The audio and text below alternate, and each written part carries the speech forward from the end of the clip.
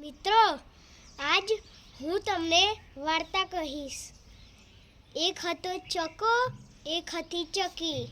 ચકાને ખાવો હતો પાકીને કેરીનો રસ. ચકીને ખાવું હતું કાચી કેરીનું કચુંબર. ચકી લાવી કાચી કેરીનું કચુંબર. ચકો લાવ્યો પાકી કેરીનો રસ. ચકાએ પીધો અને ચકીએ ખાધું. ચકીએ બહુ તીખું લાગ્યું અને ચકાને મોઢું ગળ્યું થઈ ગયું. ચકાએ કહ્યું કે શું કહેવાય, ચકી તું મને કાચી કેરીનું કચુંબર આલ, હું તને પાકી કેરીનો રસ આપું. બંને ભેગા મળીને ખાધી. વાર્તા પૂરી.